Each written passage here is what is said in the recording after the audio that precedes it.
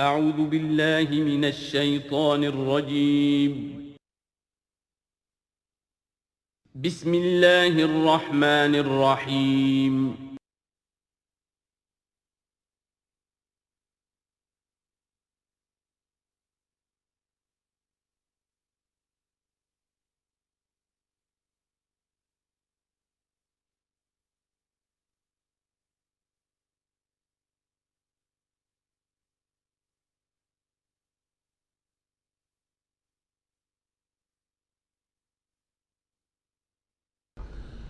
الحمد للہ وکفا والصلاة والسلام علی عبادہ الذین اصطفیٰ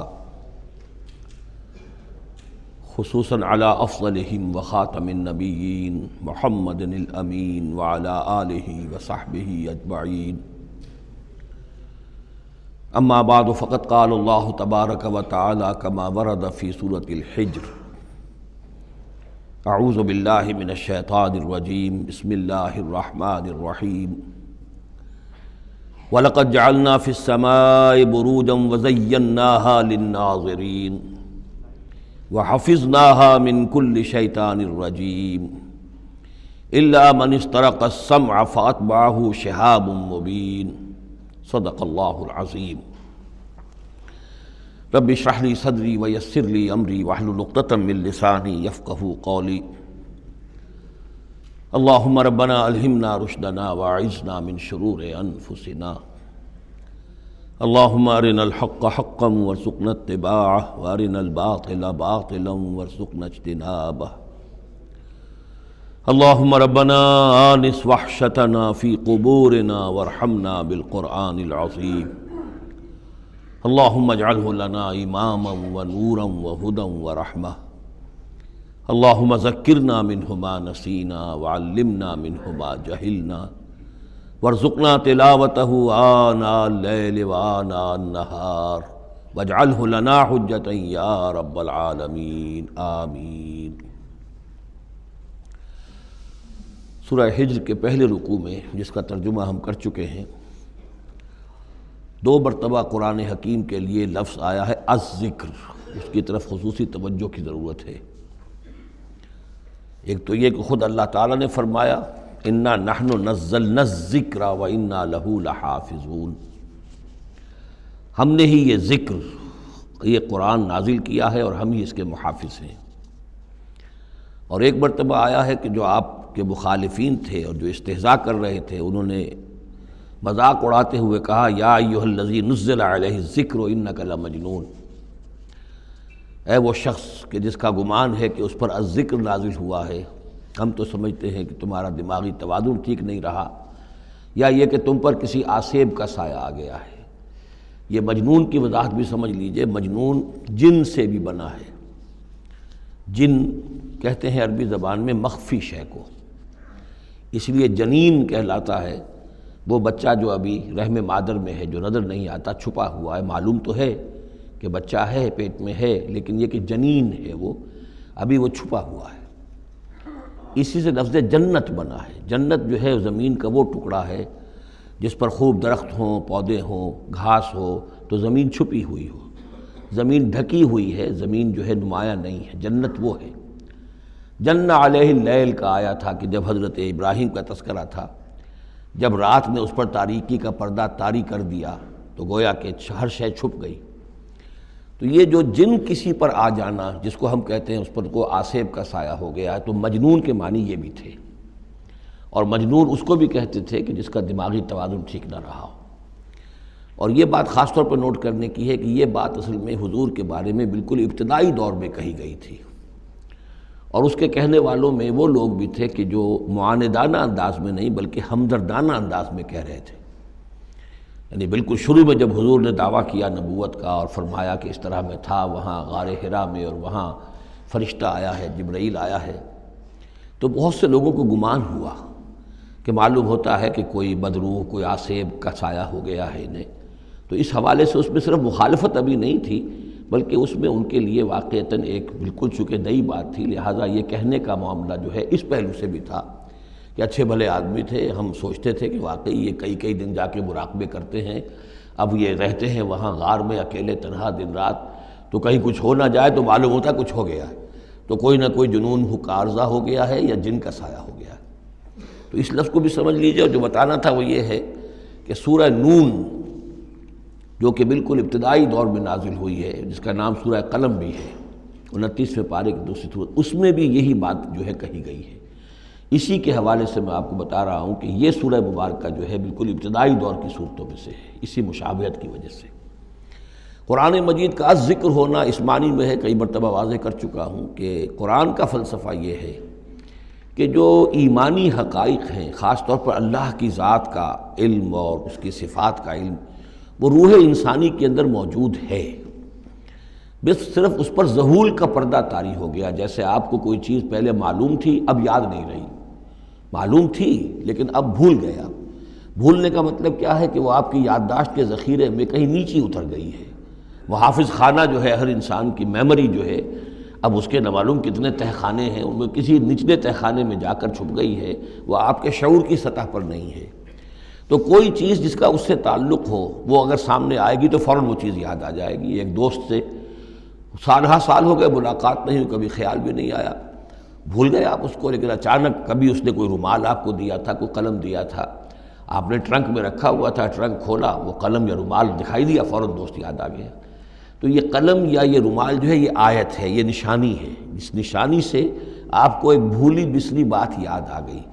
اسی طرح یہ آیات آفاقیہ، آیات انفسیہ، آیات قرآنیہ، یہ آیات ہیں، نشانیاں ہیں یاد دلانے کے لیے، تاکہ اللہ یاد آ جائے۔ حقیقت میں اللہ تعالیٰ کا علم اور اللہ کی معرفت سوئی ہوئی ڈورمنٹ پوزیشن میں، ڈورمنٹ کنڈیشن میں ہماری روح میں موجود ہے۔ تو الذکر، دی ریممبرنس یا دی ریمائنڈنگ، یہ اصل میں وہ چیزیں کہ جو روح انسانی کے اندر موجود ہیں، لیکن جن پر ظہول کے اور نسیان کے پردے پڑ گئے ہیں، ان پردوں کو ہٹا کر تازہ کرنا۔ وَلَقَدْ جَعَلْنَا فِي السَّمَاءِ بُرُوجًا، اور ہم نے آسمان میں برج بنائے۔ یہ بھی ابھی ہم نہیں کہہ سکتے کہ ان کی اصل حقیقت کیا ہے، یہ بھی آیات متشابہات میں سے شمار ہوں گے۔ وَزَيَّنَّاهَا لِلنَّاظِرِينَ، اور ہم نے اسے مزین کر دیا ہے آسمان کو اور برجوں کو دیکھنے والوں کے لیے، جو بھی ستارے نظر آتے ہیں، کیا رنگا رنگ نقشہ آسمان پر نظر آتا ہے۔ وَحَفِظْنَاهَا مِنْ كُلِّ شَيْطَانٍ رَجِيمٍ، البتہ اب یہ وہ بات ہے جو ایمان بالغیب کے حوالے سے ہمیں ماننی ہوگی کہ ان ستاروں کا ایک کام یہ بھی ہے کہ اللہ تعالیٰ نے ان کو گویا کہ پہرے کی جگہیں بنایا ہے، ہم نے حفاظت کی ہے ان کی ہر شیطان رجیم سے، جو بھی شیطان مردود ہے اس کی طرف سے حفاظت کا یہ سارا سامان ہے کہ جو آسمانوں میں کیا گیا ہے۔ اب اس کے لیے آج میں چاہتا ہوں کہ وہ بات آپ سمجھ لیں اچھی طرح، کہ جیسے آپ آگے آ بھی جائے گا کہ انسانوں کی تخلیق جو ہے وہ تو یوں سمجھیے اس کائنات کے تخلیق کے اعتبار سے بڑی ریسنٹ شے ہے، بڑی ماضی قریب کی بات ہے۔ انسانوں سے بہت پہلے جنات پیدا کیے گئے تھے، جنات سے بہت پہلے ملائکہ پیدا کیے گئے تھے، اور انسانوں کی ارواح بھی اسی دور میں پیدا کی گئیں جبکہ یہ ملائکہ پیدا کیے گئے تھے۔ تو جتنی مخلوقات کو ہم جانتے ہیں، بہت سی مخلوقات اب بھی ایسی ہوگی کہ جس کا ہمیں کوئی شعور نہیں، ادراک نہیں، ہم جانتے ہی نہیں۔ جیسے ابھی ہمیں ریسنٹلی معلوم ہوا وائرس بھی کسی بلا کا نام ہے، اس سے کچھ پہلے ہمیں معلوم ہوا بیکٹیریا بھی کسی چیز کو کہتے ہیں، ورنہ یہ کہ ان چیزوں کا کوئی علم ہمیں نہیں تھا۔ ابھی پتہ نہیں اور کیا کیا چیزیں ہیں کہ جو ظہور میں آنے والی ہیں، لیکن جو چیزیں بھی آج تک ہم جانتے ہیں ان میں یوں سمجھیے کہ جن ہستیوں میں خود شعوری ہے، سیلف کانشسنس، وہ 3 مخلوقات ہیں صرف، ملائکہ، جنات اور انسان۔ باقی جو حیوانات ہیں زمین کے اوپر، چاہے وہ بر کے ہیں یا بحر کے ہیں یا ہوا کے ہیں، فضا کے ہیں، پرندے ہوں یا زمین پر چلنے والے خشکی کے جانور ہوں یا دریا میں اور سمندر کے اندر جو بھی حیوانات ہیں، مچھلیاں ہیں یا اور جاندار ہیں، ان سب میں شعور تو ہے، خود شعوری نہیں ہے۔ البتہ یہ کہ ترتیب یہی ہے کہ پہلے جنات پیدا کیے گئے، اور وہ چونکہ آگ سے پیدا کیے گئے تھے، تو ان کے اندر پوٹینشل جو قوت ہے وہ ہم انسانوں کے مقابلے میں بہت زیادہ ہے، اور ان کی رسائی اس کائنات میں بہت دور تک ہے۔ مثلا میرا یہ گمان ہے، باقی چیزیں تو میں خاص وثوق سے کہہ رہا ہوں، لیکن میرا گمان یہ ہے کہ جو سولر سسٹم ہے، چونکہ ہماری اس پوری جو ہماری یہ فیملی ہے، یہ خاندان ہے، جو یہ سولر سسٹم ہے، سورج کا کنبہ کہلاتا ہے، تو اس کا جو منبع سرچشمہ ہے وہ سورج ہے، اور معلوم ہوتا ہے کہ اسی کی آگ سے اور اسی کی لپٹ سے اور جنات کی تخلیق ہوئی ہے۔ تو یہ جنات سولر سسٹم پورا کا پورا جو ہے وہ جنات کے دائرے میں داخل ہے، وہ اس میں آ جا سکتے ہیں۔ اس کے لیے انہیں کسی راکٹ کی ضرورت نہیں، کسی مشین کی ضرورت نہیں، کسی ذرائع کی ضرورت نہیں، بلکہ اس کی استعداد ان کے اندر موجود ہے۔ یہ پھر اپنی اس استعداد سے فائدہ اٹھا کر اس سے آگے جب ملائکہ کے ذریعے سے کچھ احکام اترتے ہیں، آسمان سے اللہ تعالیٰ کی کوئی تدبیر ہے، ملائکہ کے حوالے کیے گئے ہیں، تو یہ پھر ان سے کچھ چیزیں اچکنے کی کوشش کرتے ہیں تاکہ وہ جا کر انسانوں میں سے جو وہ عامل لوگ ہیں، کاہن لوگ ہیں، ان کو جا کے ان کو کچھ بتا دیں کہ اب یہ ہونے والا ہے۔ اس لیے کہ ملائے اعلیٰ میں فیصلہ ہو گیا، اللہ تعالیٰ کے ہاں ایک چیز کی تدبیر جو ہے وہ طے ہو گئی، اب اللہ تعالیٰ نے فرشتوں کے حوالے کیا ایگزیکیوشن کے لیے۔ ایسے ہی ہے جیسے کہ پریزیڈنٹ ہاؤس سے تو ایک حکم جو ہے وہ جاری ہو گیا، اب اس کا اجرا ہوا ہے، اب کوئی ٹائپ کرے گا، ٹائپ کر کے اسے ڈسپیچ کرے گا، وہ پھر کسی جگہ پر پہنچے گا، پہنچتے وقت لگے گا۔ اگر وہ جو ٹائپسٹ ہے جس نے ٹائپ کیا ہے وہ ٹیلی فون کرتے کہ صاحب اب یہ حکم آنے والا ہے، وہ تو آ جائے گا، تو ظاہر بات ہے وہ حکم تو پہنچ گیا اس کو، اور اس کے حوالے سے وہ جس شخص کو اس نے یہ خبر دے دی ہے وہ اپنی دکان چمکا سکتا ہے کہ دیکھیے مجھے پہلے سے معلوم تھا کہ یہ حکم آنے والا ہے۔ تو اس کائناتی حکومت کے اندر یہ سلسلہ ہے جس کے لیے کہ پھر اللہ تعالیٰ نے اس سولر سسٹم سے آگے کی جو بھی یونیورس ہے اس میں، یہ میرا گمان ہے جو میں عرض کر رہا ہوں اللہ عالم، اس میں ان جنات کو آگے بڑھنے سے روکنے کے لیے ان ستاروں کے اندر وہ میزائلز نصب کر رکھے ہیں کہ جب بھی کوئی جنات میں سے ادھر آگے ٹریس پاس کرنے کی کوشش کرتا ہے تو اس پر وہ میزائل پھینکا جاتا ہے جس کو ہم شہاب ثاقب کہتے ہیں۔ یہ ہے پورا نظام کہ جو یہاں ہمارے سامنے آ رہا ہے۔ تو اس کی یہ حقیقت بہت حد تک تو یوں سمجھیے کہ ایمان بالغیب، کل من عند ربنا، ہمارے رب کی طرف سے ہے، ہم اس پر ایمان رکھتے ہیں، لیکن اب کسی نہ کسی حد تک یہ چیزیں جو ہے جو بھی ہماری سائنٹیفک اب جو ارتقاء ہو رہا ہے، ترقی ہو رہی ہے، اس کے ساتھ کسی نہ کسی درجے میں کورابوریشن ہو جاتی ہے۔ وَحَفِظْنَاهَا مِنْ كُلِّ شَيْطَانٍ رَجِيمٍ، اور ہم نے حفاظت کر لی ہے ان آسمانوں کی ان شیاطین سے کہ جو مردود ہیں، إِلَّا مَنِ اسْتَرَقَ السَّمْعَ، سوائے اس کے کہ جو کوئی چرا کے لے بھاگا، مطلب یہ کہ فرشتہ نازل ہو رہا ہے اور فرشتے کے ساتھ احکام بھی ہیں، چونکہ یہ وہ نوری ہے یہ ناری ہے، نور اور نار کے درمیان فاصلہ بہت تھوڑا ہے، بہت قرب ہے، لہذا اس کی بدولت اسی وجہ سے یہ جن تھا جو تھا عزازیل، لیکن فرشتوں کے ساتھ اس کا اٹھنا بیٹھنا تھا، انہی میں شامل تھا، اسی لیے ان کی جو آپس میں جو ان کا قرب ہے اس کی وجہ سے فرشتوں سے کوئی اچک لیتے ہیں۔ الا من استرق السمع، اگر کسی نے کوئی چیز سن لی اور سن کر وہ بھاگا، فاتبعہ شہاب مبین، تو اس کے پیچھے اس کا پیچھا کرتا ہے ایک انگارہ چمکتا ہوا۔ یہ مثائلز ہیں کہ جو اللہ تعالیٰ نے نصب کیے ہوئے ہیں۔ والارض مددناہا، اور زمین کو ہم نے پھیلا دیا جیسے بستر پھیلایا جاتا ہے، والقینا فیہا رواسیا، اور اس میں ہم نے لنگر ڈال دیے۔ یہ پہاڑ جو ہیں قرآن مجید بار بار کہتا ہے کہ زمین کا جو سٹیبلائزنگ ایفیکٹ ہے ان پہاڑوں کا زمین کی حرکت کے دوران۔ فَأَنبَتْنَا فِيهَا مِنْ كُلِّ شَيْءٍ مَوْزُونٍ، اور اس میں ہم نے اگا دی ہر شے جو کہ بہت ہی اندازے سے ہے، یعنی یہ کہ جو بھی کوئی ایک شے بھی اگر ایک حد سے آگے بڑھ جائے تو وہ باقی ساری چیزوں کو ختم کر دے گی۔ بعض ایسی مچھلیاں ہیں کہ اگر ان کی جو ریپروڈکٹیو صلاحیت ہے، جتنے ان کے انڈے ہوتے ہیں وہ سب انڈے جو ہیں وہ مچھلیاں بن جائیں تو چند ہی سال کے اندر یہ زمین جو ہے اس سے کئی گنا حجم جو ہے وہ ایک مچھلی کی اولاد سے اور ایک مچھلی کی نسل سے وجود میں آ جائے گا۔ تو ایک کنٹرول کیا ہوا اللہ نے ہر شے کے اوپر، تمام چیزیں جو ہیں وہ ایک اندازے کے مطابق، ایک وزن کے ساتھ، ایک اندازے کے ساتھ اس دنیا میں چل رہی ہیں۔ من کل شیء موزون، ہر چیز جو ہے وہ ایک اندازے اور وزن کے مطابق ہے۔ وجعلنا لکم فیہا معاش، اور ہم نے اس میں تمہارے لیے طرح طرح کے معاش کے سلسلے پیدا کر دیے۔ ومن لستم لہ برازقین، اور ہم تو ان کو بھی روزی کا سامان دیتے ہیں جن کو تم رزق نہیں دیتے۔ ایک تو یہ ہے کہ تمہارے پاس گھوڑا بندھا ہوا ہے، تمہیں فکر رہتی ہے چارہ اس کو دینا ہے، کچھ نہ کچھ دانہ ڈالنا ہے، لیکن کتنی مخلوقات ہماری ہے کہ تم نہیں ہو اس کو رزق دینے والے، ہم رزق پہنچا رہے ہیں۔ وَإِن مِّن شَيْءٍ إِلَّا عِندَنَا خَزَائِنُهُ، اور نہیں ہے کوئی شے مگر یہ کہ ہمارے پاس تو اس کے خزائن ہیں، لا متناہی، ہماری ریسورسز جو ہیں وہ یہ کہ لمیٹڈ نہیں ہے، لیکن وما ننزلہ الا بقدر معلوم، ہم نہیں نازل کرتے اس میں سے مگر ایک اندازے کے مطابق کہ جو طے شدہ ہے۔ یعنی یہ کہ سٹور تو بہت بڑا ہے، لیکن یہ کہ سٹور سے جو ایشو ہوتا ہے اللہ تعالیٰ کے ہاں ہر چیز کا، تو اس کا ایشو ہونا جو ہے وہ اندازے کے مطابق ہے، ایک حساب کتاب کے ساتھ ہے، ورنہ جیسا کہ میں نے کہا کیوس ہو جائے۔ وَأَرْسَلْنَا الرِّيَاحَ لَوَاقِحَ، اور ہم نے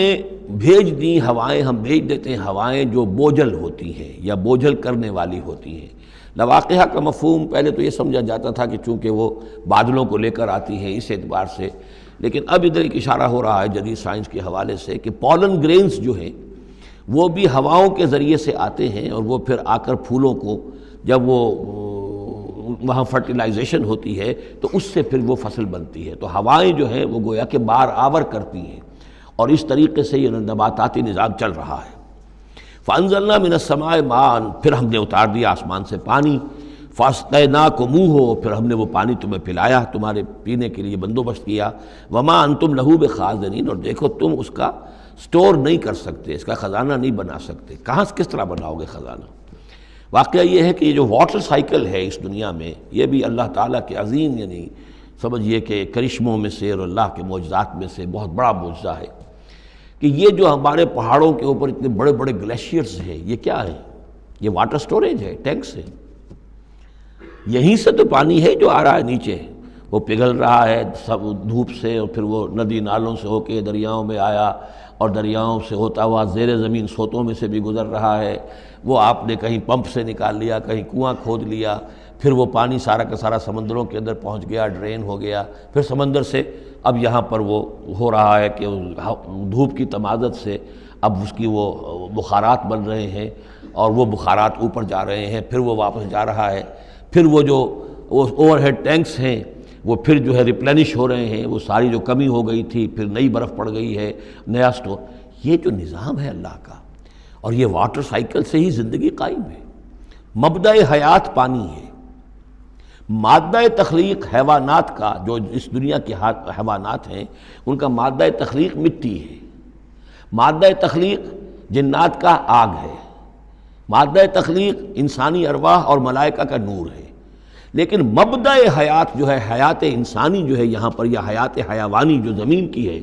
اس پلینٹ کے اوپر جو زندگی ہے، اس کا مبدأ پانی ہے، اس حیات کا۔ تو اب یہ پانی کا سائیکل ہے جو چل رہا ہے۔ وَمَا أَنْتُمْ لَهُ بِخَازِنِينَ، تم اس پانی کا کتنا خزانہ کر سکتے ہو، کتنا سٹور کر سکتے ہو، کس طرح کا نظام چلا سکتے ہو، کتنے بڑے پیمانے پر یہ واٹر سائیکل جو ہے اللہ تعالیٰ نے اس دنیا کے اندر چلایا ہوا ہے۔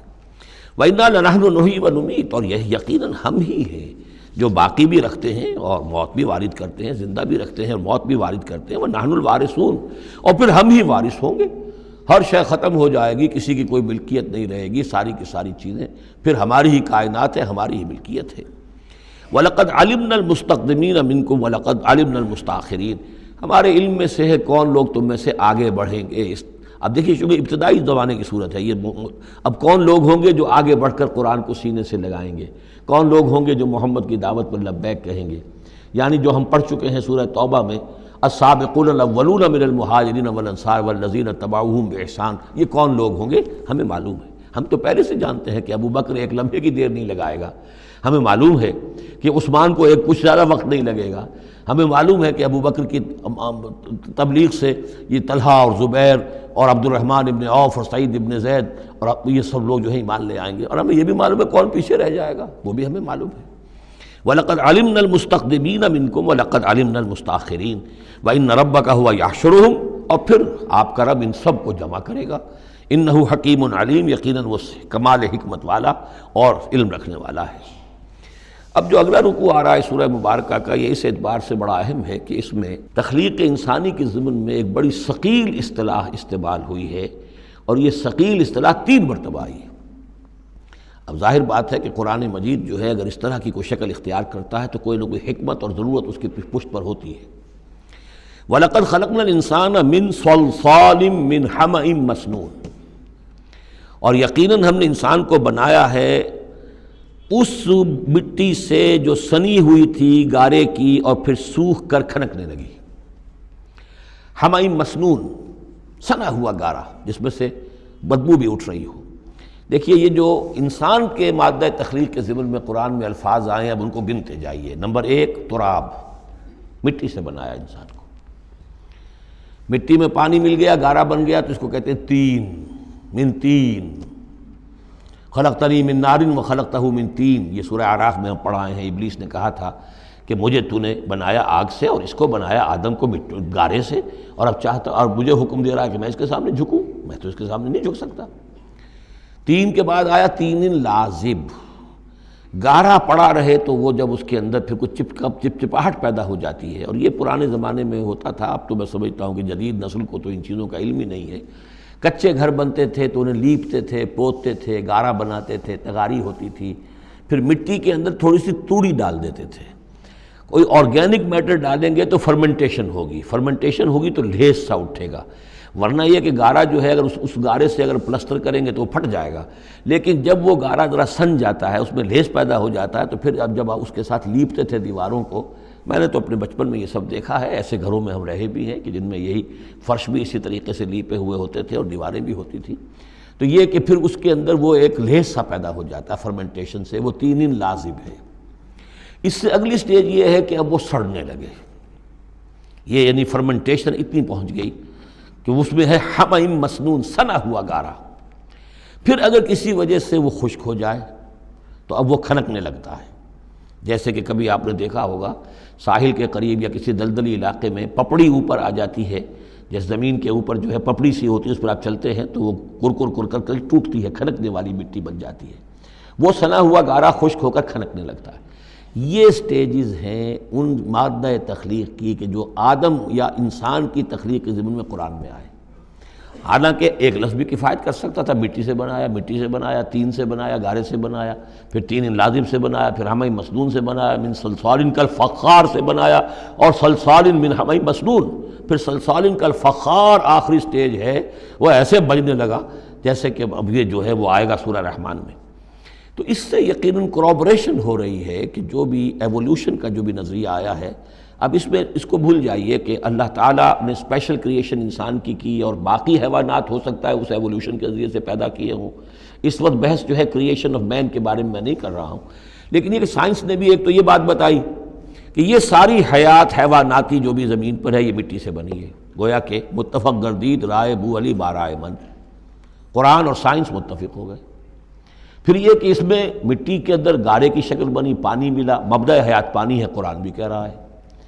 پھر یہ کہ وہ ساحلی علاقوں پر دلدل بنی، اور دلدل کے اندر پھر وہ فرمنٹیشن وہاں ہوئی، اور اسی میں پھر جب وہ دراڑیں سی پڑ جاتی ہیں سمندر کے قریب دلدلی علاقے میں، تو وہاں سے ان کا کہنا ہے کہ حیات کا آغاز ہوا، الجی یا امیبا، حیواناتی حیات، اور یا یہ کہ نباتاتی حیات کا۔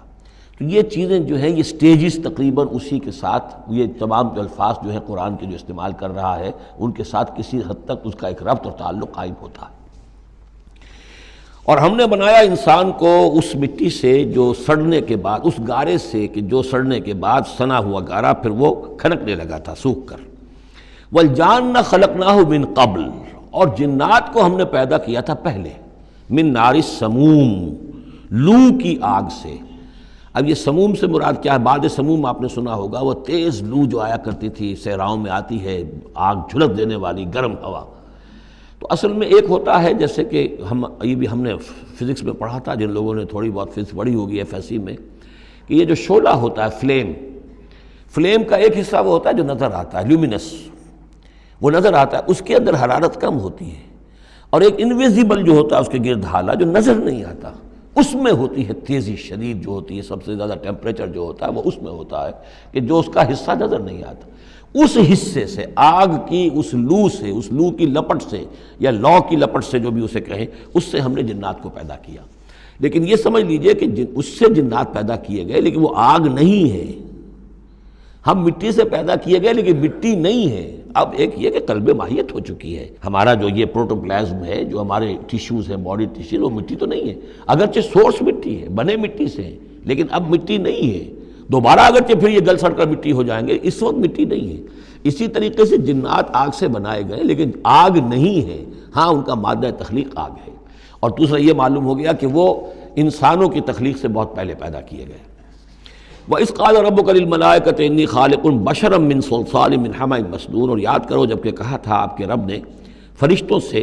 کہ میں بنانے والا ہوں ایک بشر اس کھنکناتے ہوئے سنے ہوئے گارے سے۔ پھر وہی الفاظ من صلصال من حمأ مسنون، ثقیل لفظ ہے، ثقیل اصطلاح ہے۔ اور یہاں خاص طور پر نوٹ کیجئے کہ لفظ آدم نہیں آیا، بشر بنانے لگا ہوں۔ کہیں بھی قرآن مجید میں جہاں یہ تخلیق کے ابتدائی مراحل بیان ہوتے لفظ آدم کہیں نہیں ملے گا آپ کو، سوائے وہ ایک آیت میں نوٹ کرا چکا ہوں سورہ آل عمران کی، کہ عیسیٰ کی مثال بھی اللہ کے نزدیک آدم کی سی ہے، خلقہ من تراب ثم قال له کن فیکون، وہ ایک مثال موجود ہے، لیکن باقی کہیں آپ کو بشر انسان، جب میں بنانے والا ہوں ایک انسان اس مٹی سے سنے ہوئے گارے کی جو سوکھ کر کھنکھنانے لگی ہے، فَإِذَا سَوَّيْتُهُ، جب میں اس کا تسویہ کر لوں، تخلیق کے بعد تسویہ ہوتا ہے، جیسے کسی شے کا ایک ہیولہ بن گیا پھر اس کی نوک پلک سنواری جاتی ہے، مین سٹرکچر جو ہے کسی بلڈنگ کا کھڑا ہو گیا، اب اس کا آرکیٹیکچرل ٹچز ہیں، اس کے اوپر ڈیکوریشن ہے، اس پہ پینٹنگ ہے، یہ تسویہ ہے۔ فَإِذَا سَوَّيْتُهُ، پھر جب میں اسے پوری طرح نک سک سے درست کر دوں، صحیح بنا دوں، پورا کر لوں، وَنَفَخْتُ فِيهِ مِن رُوحِي، اور پھونک دوں میں اس میں اپنی روح میں سے، کہ روحی ضمیر متکلم کا صیغہ ہے سیدھا سیدھا، فَقَعُوا لَهُ سَاجِدِينَ، تو گر پڑنا اس کے سامنے سجدے میں، فَسَجَدَ الْمَلَائِكَةُ كُلُّهُمْ أَجْمَعُونَ۔ اب یہ تیسری مرتبہ پڑھ رہے ہیں ہم قرآن حکیم میں یہ قصہ آدم و ابلیس، تو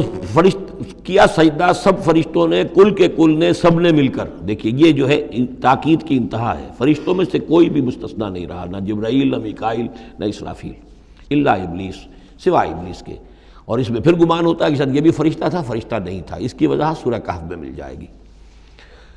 ابا ان یکون مع الساجدین، اس نے انکار کیا سجدہ کرنے والوں کے ساتھ ہونے سے۔ قال یا ابلیس ما لک الا تکون مع الساجدین، اللہ نے فرمایا ابلیس کیا ہوا تجھے، کیا سبب ہے، تو کیوں نہیں ہوا سجدہ کرنے والوں کے ساتھ؟ قال لم اکن لاسجد لبشر خلقتہ من صلصال من حمأ مسنون، اس نے کہا میرے لیے یہ روا نہیں ہے، میرے لیے ممکن نہیں ہے کہ میں سجدہ کروں اس بشر کو جس کو تو نے پیدا کیا ہے سنے ہوئے گارے سے، جبکہ وہ کھنکھنانے لگا ہوا۔ قال فخرج منها فإنك رجیم، اللہ نے فرمایا تو نکل جاؤ یہاں سے، اس میں سے نکل جاؤ، اس لیے کہ اب تم مردود ہو گئے ہو۔ وإن عليك اللعنة إلى يوم الدین، اور اب تم پر لعنت رہے گی یوم الدین تک، جزا و سزا کے دن تک، یوم بعث بعد الموت تک۔ قال رب فانظرنی الی یوم یبعثون، تو اس نے درخواست کی کہ پروردگار پھر مجھے ذرا مہلت دے دے، ڈھیل دے دے اس دن تک کے لیے جس دن کے یہ دوبارہ اٹھائے جائیں گے۔ قال فإنک من المنظرین، اللہ تعالیٰ نے اسی شان بے نیازی کے ساتھ فرمایا اچھا جاؤ ٹھیک ہے، تمہیں ڈھیل دے دی گئی، تمہیں یہ رخصت مل گئی، تمہیں یہ چھوٹ مل گئی، مہلت مل گئی۔ الی یوم الوقت المعلوم، اس وقت معین کے دن تک، یعنی یہ کہ اس وقت تک تم زندہ رہو گے۔ وہ ابلیس جو ہے جن، ویسے جنوں کی زندگیاں شاید انسانوں سے زیادہ ہوتی ہوں، میں نہیں جانتا کتنی ہوتی ہیں، لیکن یہ کہ کوئی اور جن نہیں ہے کہ جو اس وقت سے آج تک زندہ ہو سوائے اس ایک جن کے جس کا نام عزازیل تھا، اور یہ جن جو ہے وہ ابھی تک زندہ ہے اپنی اسی ذات کے ساتھ، باقی اس کی اولاد، اس کی اور نسل جو ہے، اس کی ذریت ہے، وہ اپنی جگہ ہے۔ قال رب بما اغویتنی، اب اس نے کہا پروردگار جو تو نے مجھے گمراہ کیا، اب نوٹ کیجئے وہ گمراہی کو اللہ کی طرف منسوب کر رہا ہے۔ بما اغویتنی، تو نے جو مجھے گمراہ کیا ہے، لأزینن لہم فی الارض ولأغوینہم اجمعین، تو میں اب ان کو، یعنی آدم کی اولاد، آدم اور حوا کی اولاد کو، میں زمین میں ان کو خوب مزین کر دوں گا، زمین ان کے لیے یہ اسی میں گم ہو جائیں گے، زمین اور اس کی چمک دمک اور اس کی رونقیں اور زیبائشیں آرائشیں ان کی نگاہوں میں کھب جائیں گی۔ وَلَأُغْوِيَنَّهُمْ أَجْمَعِينَ، تجھے بھول جائیں گے، وہ لگ جائیں گے انہی چیزوں کے اندر، اور میں ان سب کو گمراہ کر کے چھوڑوں گا۔ لَأُغْوِيَنَّهُمْ أَجْمَعِينَ، سب کو، إِلَّا عِبَادَكَ مِنْهُمُ الْمُخْلَصِينَ، سوائے ان میں سے ان کے کہ جن کو تو اپنا خاص بندہ بنا لے، تو اپنا خاص بندہ بنا لے، مخلص کر لے، یہاں پہ وہی نوٹ کیجئے مخلص ہے، مخلصین، جن کو تو خالص کر لے اپنے لیے، ظاہر بات ہے کہ اس پر تو میرا زور نہیں چلے گا، باقی یہ کہ میں کسی کو چھوڑوں گا نہیں۔ قال ھذا صراط علی مستقیم، اللہ تعالیٰ نے فرمایا ٹھیک ہے، یہ راستہ ہے میری طرف سیدھا، یعنی یہ میرے اور تمہارے درمیان معاملہ طے ہو گیا، میں نے تمہیں چھوٹ دی، تم اپنا زور لگا لو، جس طرح بھی چاہو بہکا لو، باقی یہ کہ ان عبادی لیس لک علیہم سلطان، میرے بندوں پر تجھے اختیار کوئی نہیں ہوگا، یعنی اختیار کسی بھی انسان پر نہیں ہے، یہ نہیں کہ جس کو اللہ نے مخلص کر لیا ہو اس پر اختیار نہیں، اختیار اسے کسی بھی انسان پر نہیں ہے۔ ان عبادی لیس لک علیہم سلطان الا من اتبعک من الغاوین، سوائے ان کے کہ جو خود تیری پیروی کرے، خود غاوین میں سے ہو، خود ان کے اندر غوا ہو، خود ان کے اندر سرکشی ہو، خود وہ جو ہے وہ اپنی نفس پرستی کی طرف مائل ہو، وہ تو تیری پیروی کریں گے، ان کو تو جدھر چاہے لے جا، جس کھائی میں چاہے لے جا کے ان کو پھینک دے، اور جس جہنم کے جس وادی میں چاہے ان کو گرا دے، مجھے اس سے دلچسپی نہیں، لیکن یہ کہ میرے کسی بندے پر تجھے اختیار حاصل نہیں ہوگا۔ وَإِنَّ جَهَنَّمَ لَمَوْعِدُهُمْ أَجْمَعِينَ، اور پھر جہنم ہی ان سب کا ٹھکانہ ہوگا، سب کا جو بھی تیری پیروی کریں گے۔ لہا سبعۃ ابواب، اس جہنم کے 7 دروازے ہیں، لکل باب منہم جزء مقسوم، اور ہر ان میں سے ہر دروازے کے لیے ہم نے ایک اس کا نصیب مقرر کر رکھا ہے کہ اتنے جن اتنے انسان اس سے جائیں گے۔ ہو سکتا ہے کہ وہ بڑے بڑے کبیرہ گناہوں کے حوالے سے کہ یہ لوگ جو ہیں جو ان گناہوں میں ملوث ہوں گے وہ اس دروازے سے جائیں گے، جو ان گناہوں میں ملوث ہوں گے وہ اس سے جائیں گے، واللہ اعلم۔ ان المتقین فی جنات وعیون، اب وہی سائملٹینیس کنٹراسٹ کہ جب جہنم والوں کا تذکرہ ہوا تو متقین کا بھی، اور جو اہل تقویٰ ہوں گے فی جنات وعیون، وہ ہوں گے جنتوں میں، باغات میں اور چشموں میں، ادخلوها بسلام آمنین، ان سے کہا جائے گا داخل ہو جاؤ ان باغات میں پورے امن کے ساتھ، کوئی خوف نہیں، کوئی اندیشہ نہیں۔ وَنَزَعْنَا مَا فِي صُدُورِهِم مِّن غِلٍّ، یہ مضمون پہلے بھی آ چکا ہے، اور ہم نکال دیں گے ان کے دلوں میں سے جو کچھ قدورت ہوگی، اہل ایمان کی آپس میں کوئی شکوہ، کوئی شکایت، کسی سے کوئی تکدر ہو، کوئی غل ہو، وہ ہم نکال دیں گے۔ علی سرر متقابلین، وہ بیٹھے ہوئے ہوں گے تختوں کے اوپر ایک دوسرے کے آمنے سامنے۔ جب کسی سے ناراضگی ہو تو آدمی آنکھیں چار نہیں کرتا بلکہ نظر چڑا جاتا ہے، لیکن جب کوئی ایسی بات نہیں، دل صاف ہے، تو آمنے سامنے بیٹھ کے باتیں کریں گے، سینگ آئی ٹو آئی۔ متقابلین لا یمسہم فیہا نصب، انہیں نہیں پہنچے گی اس میں نہ تو کوئی تکان، وما ہم منہا بمخرجین، نہ پھر وہ اب اس سے نکالے جائیں گے۔ جب اہل جنت میں داخل ہونے کے بعد کسی کا وہاں سے نکلنے کا امکان نہیں۔ نبئ عبادی، اے نبی میرے بندوں کو بتا دیجئے، انی انا الغفور الرحیم، کہ میں یقیناً غفور ہوں، رحیم ہوں۔ میری اصل شان تو یہ ہے، لیکن وان عذابی هو العذاب العلیم، میری ایک دوسری شان بھی ہے، اور وہ یہ ہے کہ میرا عذاب تو وہ بھی بہت دردناک عذاب ہے۔ لہذا کوئی آدمی جو ہے وہ نڈر نہ ہو جائے، نچنت نہ ہو جائے، وہ میری مغفرت کی امید بھی رکھے، میری رحمت سے آس بھی لگائے رکھے، لیکن یہ کہ میرے عذاب سے ڈرتا بھی رہے۔ بین الخوف والرجاء، یہ کیفیت رہنی چاہیے۔ وَنَبِّئْهُمْ عَنْ ضَيْفِ ابراہیم، اور ذرا ان کو بتا دیجئے حالات ابراہیم کے جو مہمان آئے تھے ان کے بارے میں، وہی جو پہلے ہم پڑھ چکے ہیں سورہ ہود میں۔ اِذْ دَخَلُوا عَلَيْهِ فَقَالُوا سَلَامًا، جب وہ داخل ہوئے حضرت ابراہیم کے ہاں، مکان پہ آئے، انہوں نے کہا سلام۔ قال انا منکم وجلون، تو حضرت ابراہیم نے کہا کہ ہمیں تو تم سے کچھ خوف آ رہا ہے، آپ لوگ کون ہیں، ذرا اپنی آئیڈینٹی بتائیے۔ قالوا لا توجل انا نبشرک بغلام علیم، انہوں نے کہا کہ نہیں ڈریے نہیں، ہم تو آپ کو ایک بڑے صاحب علم بیٹے کی بشارت دینے آئے ہیں۔ قال بشرتمونی علی ان مسنی الکبر فبما تبشرون، تو حضرت ابراہیم نے فرمایا کہ یہ کیا بشارت آپ مجھے دے رہے ہیں، اس کے باوجود، علی یہاں علی الرغم کے معنی میں، اس کے باوجود کہ مجھ پر بڑھاپا طاری ہو چکا ہے، تو ذرا سوچ سمجھ کے بشارت دیجیے، کوئی غلطی تو نہیں لگی ہے آپ کو۔ قالوا بشرناک بالحق، ان کا نہیں، ہم نے بشارت آپ کو دی ہے حق کے ساتھ، قطعی اور حقیقی بات ہے، شدنی امر ہے، یہ ہو کر رہنے والا ہے۔ فلا تکن من القانتین، تو اے ابراہیم آپ تو پھر نا امید لوگوں میں سے تو نہ ہو جائیے، مایوس نہ ہو جائیے۔ قال ومن یقنط من رحمت ربہ الا الضالون، تو حضرت ابراہیم نے کہا کہ ہاں یہ بات تو آپ صحیح کہہ رہے ہیں، اللہ تعالیٰ کی رحمت سے مایوس تو صرف وہی ہو سکتے ہیں جو گمراہ ہوں۔ یہ اللہ کی قدرت، اللہ کی رحمت، عین بڑھاپے میں اللہ مجھے اولاد دے دے، 87 برس کی عمر میں بیٹا دے دے، جیسے اس نے حضرت یحییٰ کی والدہ کو، جو کہ بالکل بانجھ رہیں ساری عمر، اور حضرت زکریا جو ہیں بہت بوڑھے ہو چکے تھے، اسی طریقے سے معاملہ یہاں بھی ہوا ہے۔ قال فما خطبکم ایھا المرسلون، اب انہوں نے پوچھا کہ اے فرشتادو،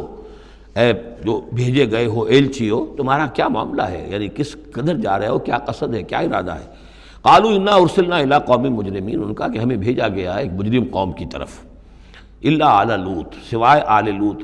لوط کے گھر والوں کو، اس کے گھر والوں کو تو ہم بچا لیں گے، انا لمنجوہم اجمعین، ان سب کو ہم بچا لیں گے، نجات دیں گے، الا امرأتہ، اس میں بھی ایک استثناء ہے، سوائے اس کی بیوی کے، قدرنا انہا لمن الغابرین، ہم نے یہ اندازہ کر لیا ہے، یہ اندازہ ہے کہ وہ جو ہے پیچھے رہنے والوں میں سے ہوگی۔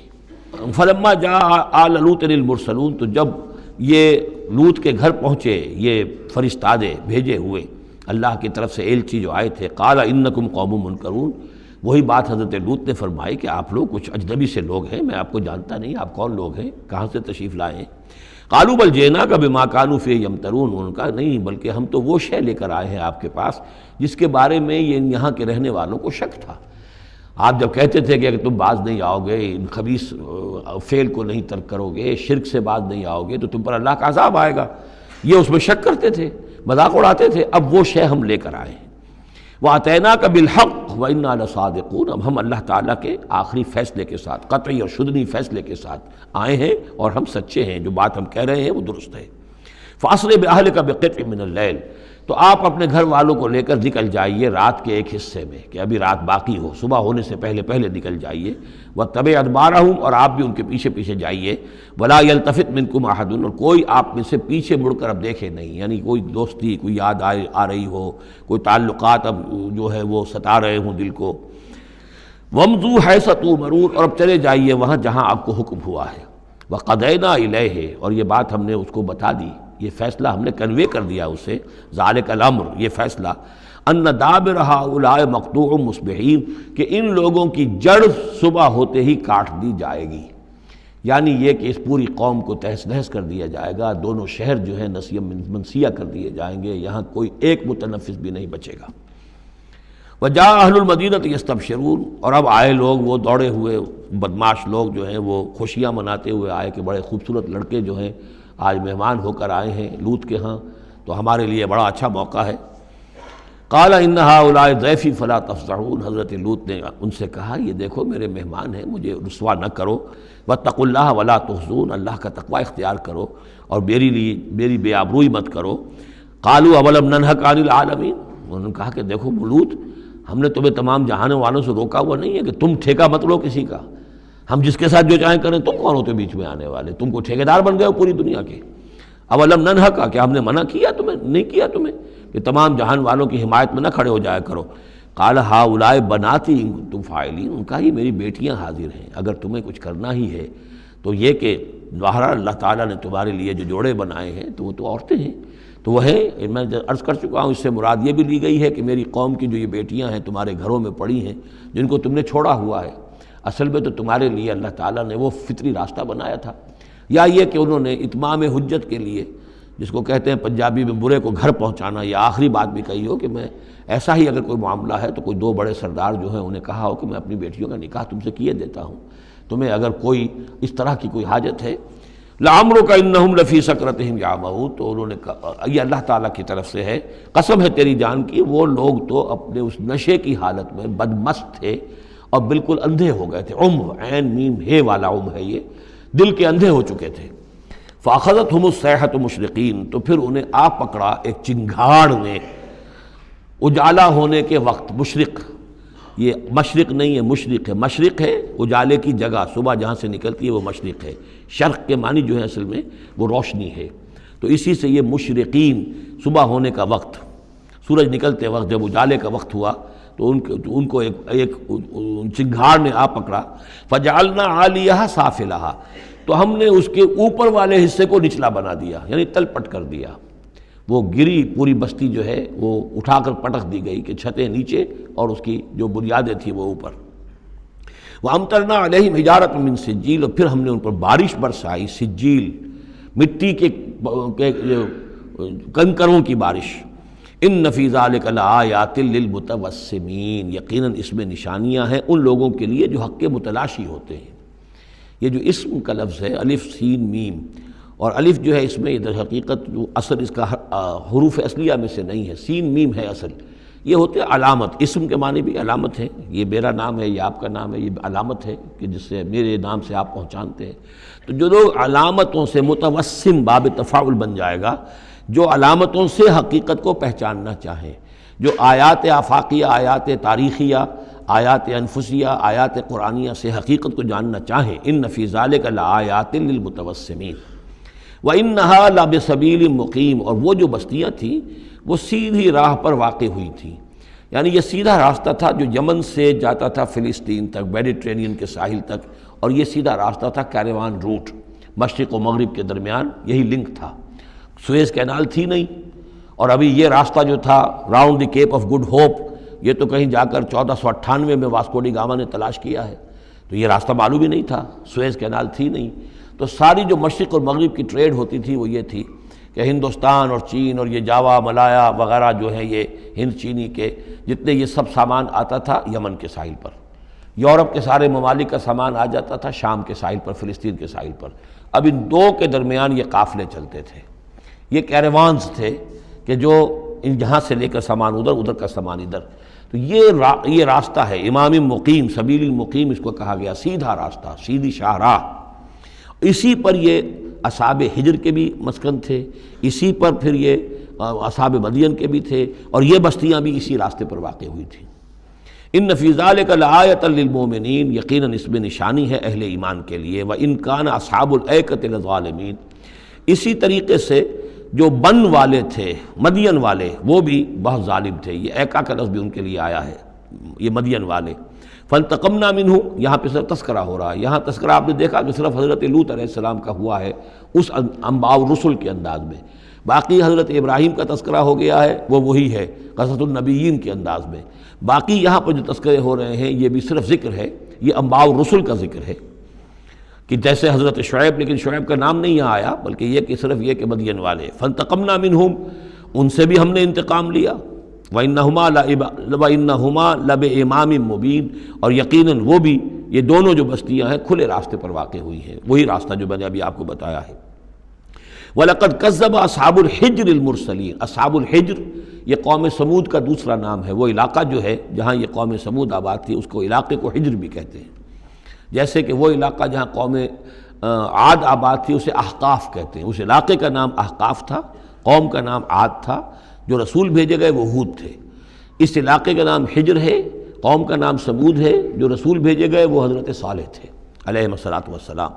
وَلَقَدْ كَذَّبَ أَصْحَابُ الْحِجْرِ الْمُرْسَلِينَ، اسی طرح ہجر والوں لوگوں نے بھی، اس علاقے کے لوگوں نے بھی جھٹلایا بھیجے ہوں کو، رسولوں کو۔ ان میں سے بہت سے نبی ہوں گے، پھر بعد میں اللہ نے آخری جو ہے حضرت صالح علیہ السلام کو بھیجا رسول کی حیثیت سے۔ وَآتَيْنَاهُمْ آیَاتِنَا، انہیں ہم نے اپنی آیات دیں، ان کو تو خاص طور پر جو ہے وہ اتنی حصی نشانی دکھائی گئی، ایک وہ جو اونٹنی کا معاملہ، حضرت صالح کی اونٹنی کا معجزہ۔ فَكَانُوا عَنْهَا مُعْرِضِينَ، لیکن وہ ان سے منہ ہی پھیرتے رہے، اعراض ہی کرتے رہے۔ وَكَانُوا يَنْحِتُونَ مِنَ الْجِبَالِ بُيُوتًا آمِنِينَ، اور وہ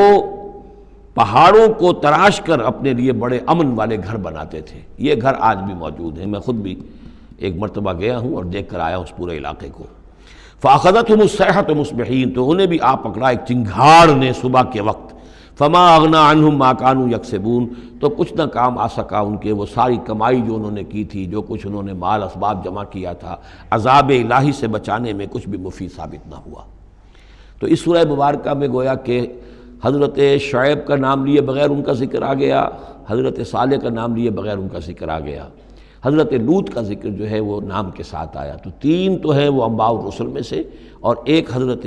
ابراہیم علیہ السلام کا ذکر، وہ اسی انداز میں جس انداز میں کہ سورہ ہود میں اس سے پہلے آ چکا ہے۔ اب جو آخری 15 آیات ہیں اس سورہ مبارکہ کی وہ بڑی اہم ہیں دعوت دین کے اعتبار سے، اور جس حالت میں کہ اس وقت محمد الرسول اللہ صلی اللہ علیہ وسلم تھے، اور اس سے بھی آپ کو معلوم ہو جائے گا کہ یہ خاص اس دور میں نازل ہوئی ہے جب کہ حضور کی دعوت جو ہے ابھی ابتدائی مراحل میں تھی، اور ابھی آپ کو پہلے تو آپ کی دعوت کا دور تھا کہ آپ پرسن ٹو پرسن دعوت دے رہے تھے، علل اعلان اس معنی میں نہیں، ڈنکے کی چوٹ نہیں، بلکہ جن سے تعلق تھا، جن سے دوستی تھی، جن سے پرانی واقفیت تھی، جس سے آپ کہیں گے کہ پرسن ٹو پرسن جو ہے دعوت چل رہی تھی۔ اگرچہ کوئی دور بھی حضور کی دعوت میں انڈر گراؤنڈ دور کا نہیں آیا ہے، خفیہ دعوت ایک دن کے لیے بھی نہیں۔ بعض لوگ اس دور میں بعض تحریکیں ایسی ہیں کہ جو اس کو خفیہ سے تعبیر کرتے ہیں کہ انڈر گراؤنڈ موومنٹ تھی، تو یہ غلط ہے۔ انڈر گراؤنڈ دعوت کا حضور کی دعوت میں سیرت میں ایک دن بھی نہیں ہے۔ البتہ یہ ضرور ہے کہ جیسے ایک نیچرل ایک تدریج ہوتی ہے، اس کے اندر ایک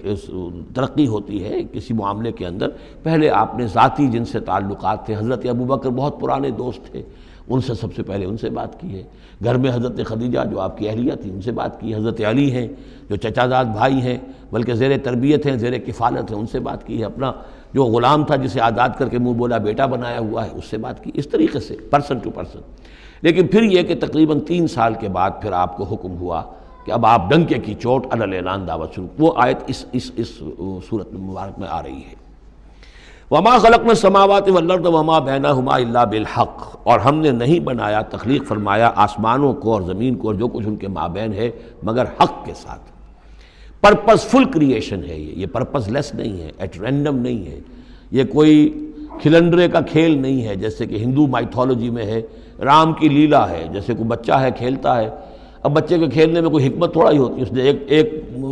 کھلونا اٹھایا اور پٹخ دیا، پھر کوئی دوسرا اٹھایا، پھر پٹخ دیا، پھر پہلا اٹھا لیا۔ اب اس میں کوئی حکمت تو نہیں ہے۔ اسی طریقے سے رام جی جو ہیں کھیل رہے ہیں، جس کو چاہتے ہیں تخت سے اٹھا کر زمین پہ پٹخ دیتے ہیں، جس کو چاہتے ہیں وہ جو تیلی اس کو اٹھا کے وہ راجہ بنا دیتے ہیں۔ تو یہ کھیل ہے رام کا، رام کی لیلا ہے یہ۔ تو یہ تصور اسلام میں نہیں ہے، یہ کائنات کی تخلیق بالحق ہے۔ ربنا ما خلقت ھذا باطلا سبحانک فقنا عذاب النار۔ تیری ذات اس سے بہت اعلیٰ اور عرفہ ہے، پاک ہے کہ تیرے بارے میں یہ گمان کیا جائے کہ تو نے یہ کائنات ایسے ہی بنا دی کھیلنے کے لیے، اور یہ کوئی تیرا مشغلہ ہے، نہیں۔ وما خلقنا السماوات والارض وما بینہما الا بالحق وان الساعة لآتیۃ۔ اس حق کا فیصلہ یہ ہے، اس حق کا منطقی نتیجہ یہ ہے کہ قیامت آ کر رہے، اس لیے کہ باقی تمام چیزیں تو انسانوں کے لیے پیدا کی گئی ہیں، ان کی ساری توجہ یہی ہو جائے گی انسان کاہے کے لیے پیدا کیا گیا، اور خاص طور پر انسان میں جو اخلاقی حس رکھی گئی ہے۔ By very nature, by his very nature he knows this is good this is evil. یہ جو اس کے اندر ایک شعور ہے، ایک تمیز ہے، یہ ایول ہے، یہ گڈ ہے، یہ اچھا ہے، یہ برا ہے۔ اب اس کا نتیجہ کیا نکل رہا ہے؟ یہاں تو الٹے نتیجے نکلتے ہیں۔ بہت سے اچھے لوگ جو ہیں انہیں فاقے آ رہے ہوتے ہیں، اور بہت بدماش جو ہیں وہ یہاں پہ عیش کر رہے ہوتے ہیں۔ تو یقیناً کوئی اور زندگی ہونی چاہیے، اور یقیناً کوئی دن ہونا چاہیے کہ جس میں بھرپور حساب کتاب ہو جائے، نیک و کاروں کا حساب کتاب ہو جائے، اور پھر ان کی زندگی ایسی ہو کہ بھرپور صلہ انہیں ان کا مل سکے، اور بدکاروں کی بدکاریوں کا حساب کتاب ہو جائے، اور پھر ایسی زندگی ہو، ایسا نظام ہو کہ انہیں پوری سزا مل سکے۔ تو یہ گویا کہ حق کا تقاضا ہے۔ وما خلقنا السماوات والارض وما بینہما الا بالحق وان الساعة لآتیۃ۔ قیامت آ کر رہے گی۔ فاصفح الصفح الجمیل۔ تو اے نبی آپ ذرا ابھی خوبصورتی کے ساتھ درگزر سے کام لیجئے، یعنی یہ کہ یہ مجرم کہیں بھاگ کے نہیں چلے جائیں گے، ہماری پکڑ سے نکل نہیں جائیں گے، قیامت آئے گی، ایک کیفر کردار کو پہنچ جائیں گے۔ ابھی آپ ذرا تحمل کیجئے، صبر سے کام لیجئے۔ فاصفح الصفح الجمیل، ابھی ہماری مرضی اس میں ہے کہ ہم ان کی رسی دراز کریں، یہ جو کچھ کہہ رہے ہیں برداشت کر لیجئے، سن لیجئے، سنا انسنا کر لیجئے۔ یہ جو آپ صبر کریں گے اس سے آپ کے درجات بلند ہوتے چلے جائیں گے۔ لیکن فوری طور پر آپ کے دل میں اگر یہ خیال پیدا ہونے بھی لگے بربنائے طبع بشری کہ انہیں سزا ملنی چاہیے، یہ بدبخت مجھے کیا کہہ گیا، ابھی یہ مجھے پاگل کہہ گیا، اور یہ مجھے جو ہے ساحر کہہ گیا یا مسحور کہہ گیا، نہیں۔ فاصفح الصفح الجمیل، ابھی ذرا آپ خوبصورتی کے ساتھ چشم پوشی کیجئے، نظر انداز کیجئے۔ ان ربک هو الخلاق العلیم، یقیناً آپ کا رب جو ہے وہ وہی ہے جو پیدا کرنے والا ہے، خلاق ہے، اور ظاہر بات ہے جس نے پیدا کیا ہے وہ جانتا بھی ہے۔ سورہ ملک میں ہم پڑھیں گے الا یعلم من خلق وهو اللطیف الخبیر، کیا اسی کے علم میں نہیں ہوگا جس نے پیدا کیا ہے؟ وہ تو جانتا ہے ہر شے کو۔ اب یہ گھڑی جس نے بنائی ہے اسے تو معلوم ہے اس میں کون کون سا پرزہ ہے، کہاں کہاں ہے، اس کے اپنے ہاتھ کا اس کے اندر جو ہے ٹکایا گیا ہے۔ میں واقف نہیں ہوں اس کے اندر کیا کچھ ہے، لیکن گھڑی کا بنانے والا تو جانتا ہے۔ الا یعلم من خلق، کیا وہی نہ جانے گا جس نے پیدا کیا؟ وہو الخلاق العلیم، وہ تو خلاق اور علیم ہے۔ وَلَقَدْ آتَيْنَاكَ سَبْعًا مِنَ الْمَثَانِي، دل جوئی کے لیے حضور سے فرمایا، اور ہم نے آپ کو دی ہیں وہ 7 آیتیں جو آپ کا وظیفہ ہیں، دوہرا دوہرا کر پڑھتے رہا کیجئے، دوہرا دوہرا کر پڑھتے رہا کیجئے۔ اس پر تقریباً اجماع ہے امت کا کہ اس سے مراد ہے سورہ فاتحہ۔ 7 آیتیں جو بار بار پڑھی جاتی ہیں۔ اب آپ دیکھیے کہ ہر شخص جو نماز پڑھتا ہے دن میں کتنی مرتبہ سورہ فاتحہ پڑھ رہا ہے، ہر نماز میں کتنی مرتبہ پڑھ رہا ہے، دوہرا دوہرا کر یہ جو ہے، جیسا کہ ہم نے جب سورہ فاتحہ پڑھ رہے تھے، من لم یقرأ بفاتحۃ الکتاب لا صلاۃ لمن لم یقرأ بفاتحہ، اس کی کوئی نماز ہی نہیں ہے، نماز کا جزو لازم ہے۔ بلکہ قسمت الصلاۃ بینی و بین عبدی نصفین والی حدیث میں نے آپ کو سنائی، حدیث قدسی، تو وہ تو اصل الصلاۃ ہے ہی سورہ فاتحہ۔ والقرآن العظیم، اور یہی بڑا قرآن ہے، یعنی یہ اپنی اہمیت کے اعتبار سے، اپنی فضیلت کے اعتبار سے خود اپنی جگہ پر سورہ فاتحہ ایک قرآن عظیم کا درجہ رکھتی ہے۔ اسی لیے اس کو اساس القرآن بھی کہا، اس کو کافیہ بھی کہا، شافیہ بھی کہا گیا، یہ ام القرآن بھی ہے۔ وَلَقَدْ آتَيْنَاكَ، اے نبی ہم نے اتنی بڑی بڑی دولتیں آپ کو دی ہیں۔ یہ کیوں گنایا جا رہا ہے یہ ذرا آگے آپ کو معلوم ہو جائے گا، کیونکہ بہرحال حضور کو یہ احساس ہوتا تھا یا نہیں ہوتا تھا، دیکھنے والوں کو تو احساس ہوتا تھا۔ ابو جہل مالدار ہے، ولید بن مغیرہ اتنا بڑا چودھری ہے، یہ محمد تو یتیم تھے، کوئی بال دولت ان کے پاس نہیں، کوئی ان کی حیثیت نہیں، ہاں کچھ عرصے سے کچھ کھا پی بھی رہے ہیں تو وہ بیوی کا مال ہے، اپنا تو نہیں ہے۔ یہ ان کی نگاہوں میں جو ان کے معیارات تھے، جو ان کے اندازے تھے سوچنے کے، وہ تو یہ تھے۔ اس حوالے سے یہاں بظاہر حضور سے خطاب ہے، لیکن اصل میں ان کو بتایا جا رہا ہے کہ بدبختو تمہیں کیا معلوم ہم نے ان کو کتنی بڑی دولت دی ہے۔ وَلَقَدْ آتَيْنَاكَ سَبْعًا مِنَ الْمَثَانِي وَالْقُرْآنِ الْعَظِيمِ، ہم نے ان کو وہ 7 آیتیں عطا کی ہیں۔ ایک حدیث کے مطابق جیسی آیت نہ قرآن میں اتری کوئی اور اس کے مثل، اور نہ تورات میں نہ انجیل میں۔ یہ سورہ فاتحہ ہے، وَلَقَدْ آتَيْنَاكَ سَبْعًا مِنَ الْمَثَانِي وَالْقُرْآنِ الْعَظِيمِ وَلَا تَمُدَّنَّ عَيْنَيْكَ إِلَىٰ مَا مَتَّعْنَا بِهِ أَزْوَاجًا مِّنْهُمْ، تو اے نبی آپ کی نگاہیں نہ اٹھیں اس ساز و سامان کی طرف جو ہم نے ان کو عطا کیا ہے۔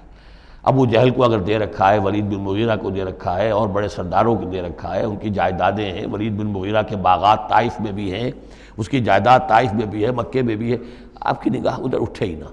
پر کاہ کے برابر، جیسا کہ ایک حدیث میں آتا ہے کہ دنیا مافیہا کی حیثیت اگر اللہ کی نگاہ میں ایک مچھر کے پر کے برابر بھی ہوتی تو اللہ کسی کافر کو ایک گھونٹ پانی بھی اس دنیا سے نہ دیتا۔ جو اللہ کا ماننے والا اور جاننے والا، اللہ کو جاننے والا ہو، تو اس کی نگاہ میں تو پھر اس دنیا و مافیہا کی وہی وقت ہونی چاہیے، وہ متاثر نہ ہو یہاں کی چمک دمک سے، آپ کی نگاہ اٹھے ہی نہ۔ لا تمدن عینیک الی ما متعنا بہ ازواجا منہم، ان کو جو ہم نے دے رکھا ہے ساز و سامان اور زیبائش اور آرائش جو ہے، آپ کی نگاہیں ادھر نہ اٹھیں۔ ولا تحزن علیہم، اور اب دیکھیے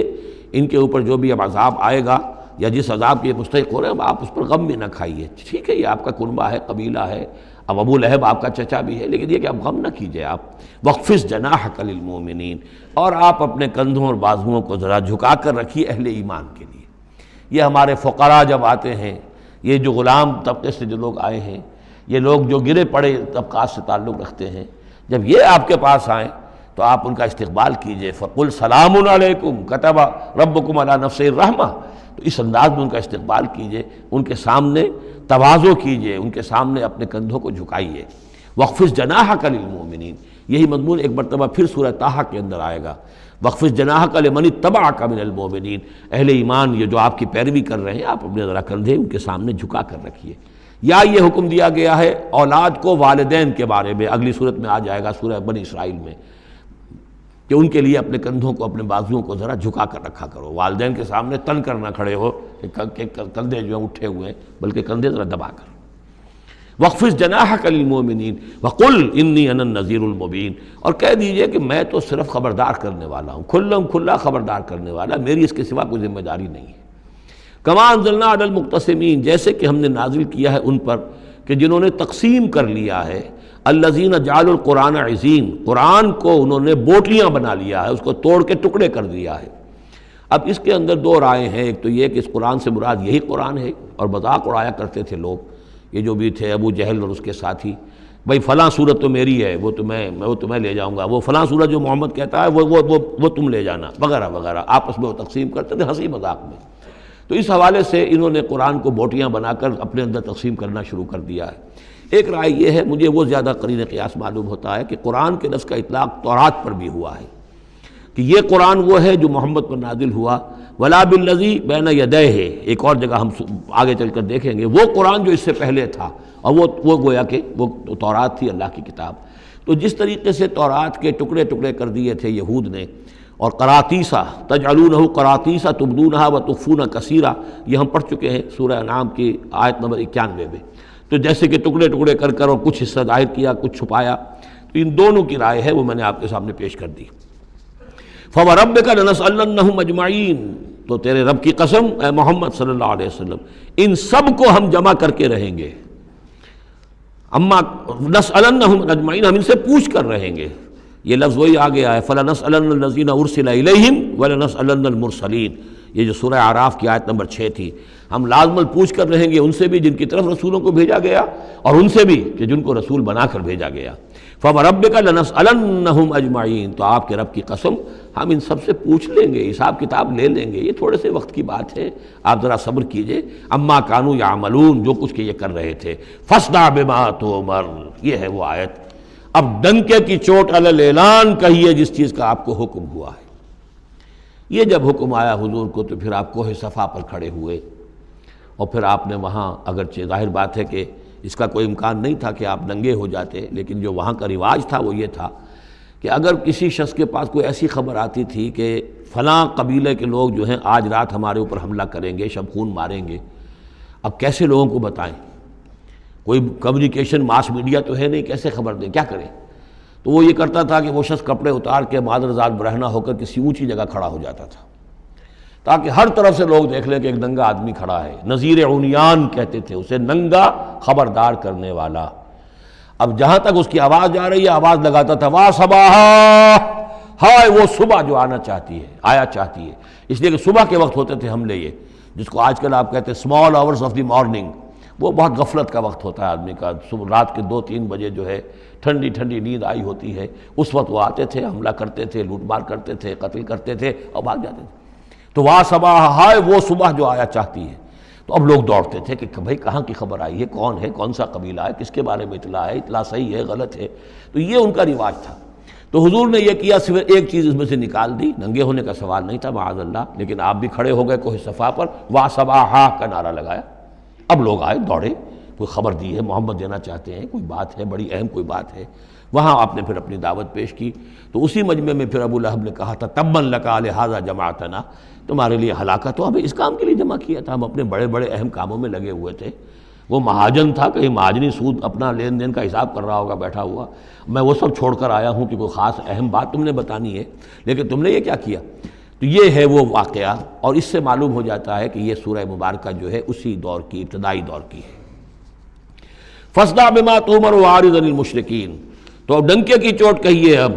جو کہ آپ کو حکم دیا گیا ہے، اور ان مشرکوں سے اعراض کیجئے، پرواہ نہ کیجئے ان کی۔ انا کفیناک المستہزئین، یہ جو استہزاء کرنے والے ہیں، تمسخر اڑانے والے ہیں، ہم آپ کی طرف سے ان کے لیے کافی ہوئے رہیں گے، ان کی کوئی مخالفت آپ کا کچھ بال بیکا نہیں کر سکے گی۔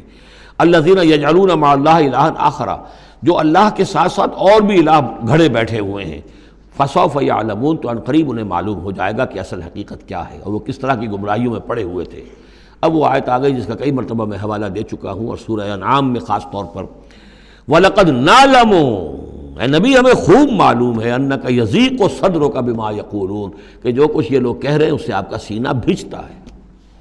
کسی نے پاگل کہہ دیا، کسی نے مجنون کہہ دیا، آصیب کا سایہ آ گیا، کوئی ہمدردی کے انداز میں آ کے کہتا ہے۔ عتبہ ابن ربیعہ ایک دفعہ آیا،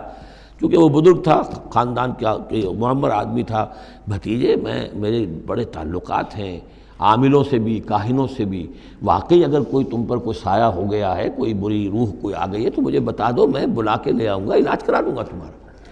اب کوئی کچھ کہہ رہا ہے، کوئی کچھ کہہ رہا ہے، کسی نے کہا شاعر ہے، کسی نے کہا کہ ایک انہوں نے غلام پکڑ کے رکھا ہوا ہے، عجمی غلام، اسے کمرے میں بند کیا ہوا اپنے گھر کے اندر، اور وہ عالم ہے بہت بڑا جو پورے پچھلی کتابوں کا جاننے والا، اس سے ڈکٹیشن لیتے ہیں اور پھر آ کر ہم پر دھونس جماتے ہیں کہ یہ اب وحی آئی ہے۔ تو یہ ساری باتیں سنتے تھے حضور صلی اللہ علیہ وسلم، تو آپ کو تکلیف پہنچتی تھی، کوفت ہوتی تھی۔ وَلَقَدْ نَعْلَمُ، اے نبی یہ نہ سمجھیے کہ ہمیں اندازہ نہیں ہے کہ آپ کو کوفت ہو رہی ہے، آپ کو تکلیف ہو رہی ہے، آپ کا سینہ بھیجتا ہے۔ وَلَقَدْ نَعْلَمُ أَنَّكَ يَضِيقُ صَدْرُكَ بِمَا يَقُولُونَ، کہ جو کچھ یہ لوگ کہہ رہے ہیں اس سے آپ کا سینہ بھیجتا ہے۔ فَسَبِّحْ بِحَمْدِ رَبِّكَ، بس اپنے رب کے حمد میں اور تسبیح میں لگے رہیے، تسبیح کیجئے اپنے رب کی حمد کے ساتھ، اسی سے آپ کے دل کو سکون ہوگا، اطمینان ہوگا، اسی سے یہ کہ آپ کے لیے استقامت اور صبر کے راستے جو ہیں وہ کھلتے چلے جائیں گے۔ وَقُم مِّنَ السَّاجِدِينَ، اور سجدہ کرنے والوں میں ہو جائیے، آپ سجدہ کیجئے، تسبیح کیجئے، حمد کیجئے، اپنے رب کے ساتھ تعلق مع اللہ ہے کہ جو ان تمام سختیوں کو آپ کے لیے آسان کر دے گا۔ جتنا اللہ سے اپنے اس قلبی اور ذہنی رشتے کو مضبوط سے مضبوط تر بنائیں گے، اتنی ہی یہ تمام چیزیں جو ہیں آپ پر ہلکی ہوتی چلی جائیں گی۔ وَاعْبُدْ رَبَّكَ حَتَّىٰ يَأْتِيَكَ الْيَقِينُ، اور اپنے رب کی بندگی میں، پرستش میں لگے رہیے یہاں تک کہ وہ یقینی بات آ جائے۔ اور وہ یقینی بات کیا ہے؟ جو یقینی شے ہے، شدنی ہے، موت، یعنی یہ کہ تا دم آخر دم فارغ مباش، اندری رہ میں تراش و میں خراش، آخری وقت تک اس بندگی میں اپنے لگے رہیے، جو بھی آخری موت جب تک آ جائے، یا موت سے مراد یہ بھی ہو سکتا ہے یقین سے، یقینی بات اللہ کی مدد آ جائے، اللہ کی طرف سے غلبہ حاصل ہو جائے اور اللہ تعالیٰ کی نصرت آ جائے، اللہ کا فیصلہ آ جائے، لیکن عام طور پر گمان یہی ہے کہ اس سے مراد موت ہے۔ وَاعْبُدْ رَبَّكَ حَتَّىٰ يَأْتِيَكَ الْيَقِينُ، اور اپنے رب کی بندگی اور پرستش میں لگے رہیے یہاں تک کہ وہ یقینی شے وقوع پذیر ہو جائے۔ بارک اللہ لی ولکم فی القرآن العظیم ونفعنی وإیاکم بالآیات والذکر الحکیم۔